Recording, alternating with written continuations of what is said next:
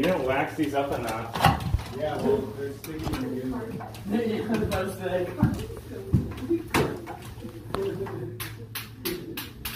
Yeah.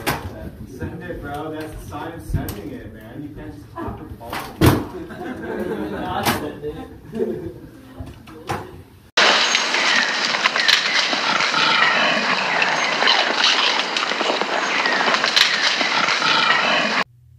Hey YouTube, Fossy here, and I'm back with another gear video for my upcoming Appalachian Trail Thru Hike 2019 starting in April. So my trail hike is coming up really fast and I've got a lot of videos planned, a lot of videos coming out in a very short amount of time about all of my gear and preparations and things like that. Today I want to talk briefly about the rest of my 10 essentials that I will be bringing on my thru hike. First is navigation. I did a whole video about why I chose to do AWOL guide over Guthook's app, which you can watch, and I'll put the link down below to that video. So really for my navigation, that is going to be my key piece of gear. I also obviously have to include with that the fact that it will be on my phone, which is the Samsung S9, which weighs in about 8 ounces. I will be doing a video about my electronic setup, but I am purchasing a few items, so that video will be to come. Item number 2 is illumination, or your light source. Now, most people hike with a headlamp, so that is exactly what I have right here. I recently purchased a new one because my old one accidentally got wet and it got corroded, so I had to replace it. So this is a Black Diamond Spot 325. It weighs in at 3 ounces. It's got a lot of really cool settings, a dimmer, a red light, and it's pretty strong. So included with this will be another set of batteries, which I will carry with me at all times. So item number 3 is sun protection. Luckily, this isn't as much of an issue on the Appalachian Trail as it is on the Pacific Crest Trail or the Continental Divide Trail, where exposure is a lot of a bigger deal. The Appalachian Trail has a reputation of being the green tunnel, so there's a lot of shade, but there will be moments where I will need and want to have my sun protection gear with me.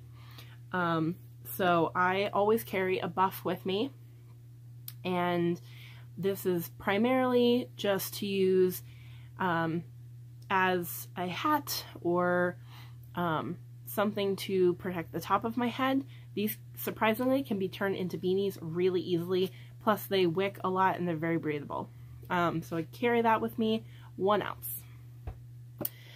So as you have probably noticed, I wear glasses. I will not be taking contacts. I haven't worn contacts in a few years. I have preferred glasses as of recently. So I do actually have a pair of prescription sunglasses, which I will be taking with me, included with its case. And now this is technically probably a lot more weight than most people will want to carry, but since these are prescription and I will be alternating them with my actual glasses, which again are prescription, they're very expensive and I don't really want them to break. Not really concerned about losing them, breaking them, however, yes. So with the case, my sunglasses come to 5 ounces, and that is a worthwhile weight for me to carry to protect my eyewear, because I am kind of blind. So anyway. So item number 4 is my first aid kit. And I will do a video kind of going over what is exactly in it. But in my first aid kit, I do have an emergency blanket. I have most of my paper sticky products, including wipes and gauze pads, which I carry around in this little Johnson & Johnson. Actually, it was a first aid kit, I think, but I've really liked this sturdy container, which is waterproof-ish. It does have holes in it, but... and then in a small Ziploc, I have electrolyte tablets, Tums, which I always carry with me, Purell, some hand warmers in case of an emergency and I need something extra warm, and then a bottle for all of my medication, which includes ibuprofen, Tylenol, and Benadryl. And together, all of this weighs in at 10 ounces and can be refilled pretty easily. Alright, number 5 on the list is a repair kit. Now, as many thru hikers will tell you, this is a very simple system. It includes usually 2 things: a knife and duct tape. So a knife, you can really use anything you have. This is just something, a basic one I've had for a while. I've recently sharpened it and it works just fine for what I need it to. And that might be cutting things. It might be whittling a marshmallow stick. If I find vegan marshmallow somewhere, probably not for protection, but just in case. And in case I have to cut any straps from my backpack or any repairs to my tent, I have a knife. Now, most people with their duct tape do not carry an entire roll of duct tape. What I plan on doing is, and it's probably already on there a little bit, but I'm going to add more, is wrap a ton of layers around my trekking poles. And that way it's always on me, I always have it, and I don't have to worry about carrying an entire roll of duct tape. So, if I choose to carry an inflatable sleeping pad, I will carry a small patch kit that goes with it, just in case. But at this time, I'm going to start the trail with my Z-Lite and see how it goes from there. If I choose to change, I'll address that when the time comes. Part of the 10 essentials is always carrying a way to start fire. I do not anticipate creating fires for cooking situations. However, I know that thru hikers at shelters will sometimes build fires for the evening's festivities and just for enjoyment, not so much for warmth or anything like that. But I have a small fire kit, which is just a pack of matches, a striker, and a lighter. And this weighs in at 2 ounces, so it's really basic. I keep it in a plastic bag so that it keeps the matches dry, which are waterproof, but you know, you never can be too careful. Plus, it's always another plastic bag if I ever need it. Okay, number 7 on the 10 essentials list is a shelter.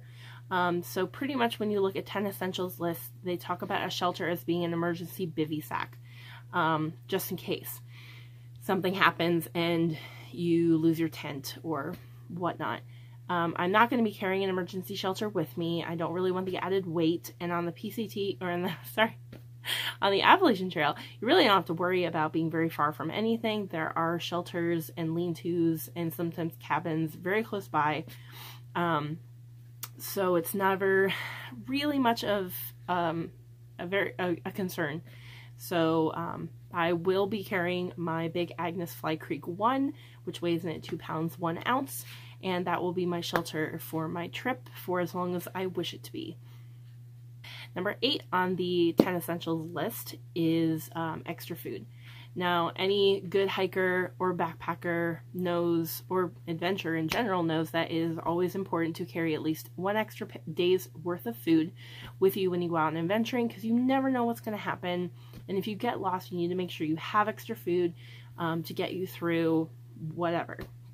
So my extra food's probably going to include a couple packs of oatmeal, maybe a couple of extra Kind bars or Cliff bars, couple packets of tea, so that's something I will always have. It's extra calories, and I don't have to worry about anything if for some reason I do get lost, and I can ration some food so I always have calories.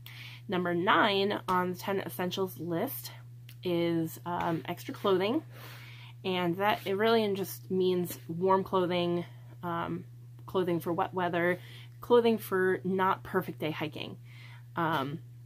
So I'm going to be doing a whole video on my clothing setup, so I will include all of my rainy gear as well as my cold weather gear in that video, but it will include things like extra pair of warm socks, a puffy jacket in order to keep me warm, and a good hat, beanie to keep my head warm as well. And last but not least, the final item on the 10 essentials list is, of course, a way to make drinkable water. A lot of people use a lot of different methods. There are chemical methods, there are filtration methods. Some people boil water, which, you know, is their choice. And in some situations, it's really good to know every single way imaginable of how to do these kind of things. But it's also, in a way, a personal preference. And there are some reasons on some certain trails, like the PCT, where the water sources can be questionable, as well as kind of mucky. It's good to really have one or more ways that'll be appropriate for whatever trail you're hiking. For the Appalachian Trail, it is very wet. There is a lot of water. There's a lot of springs. There are a lot of creeks and rivers and lakes, etc. So not having to worry about clogging a filter with muddy water is something that you take into account when choosing your filter or your water treatment source. I choose to use Sawyer Squeeze products. This is my old one. I am purchasing a new one for the trail, but this is the Sawyer Mini. And in its lifetime, it will filter about 100,000 gallons of water. Unfortunately, I accidentally let this one freeze, so I haven't trusted it to do its job since then, so hence why I'm getting a new one. That was my fault. Anyway, but this weighs in at 2 ounces, and it screws onto the top of a smart water bottle, or any kind of bottle with a small pop top. So my water system essentially will compose of 2 smart water bottles. I really like the size and the shape and how slim they are, and they fit into the sleeves of my backpack. So I really like the smart water ones. But if for some reason I need to replace it and the store I'm at doesn't have smart water bottles, I will definitely go with anything with a pop top like this. But this way I can drink, as it possibly is frozen on, I can drink straight from here.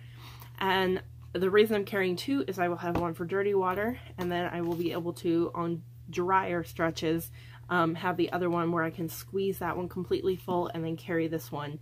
That way I have 2 liters ready to go at all times. So, and these things are super cheap. They're like $20. So I know they have a new one out, the Micro, I think it's called. I haven't yet decided which of the Sawyers I'm going to be purchasing, but they're absolutely fantastic. This is the Mini, by the way.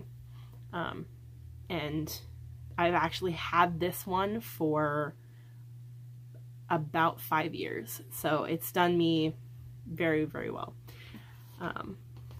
Yeah, so those are my choices for my 10 essentials on my Appalachian Trail thru hike this coming April. It's right around the corner, so hit the subscribe button down below to catch all of my upcoming videos over the next month in preparation for my thru hike. So have a great day, everybody.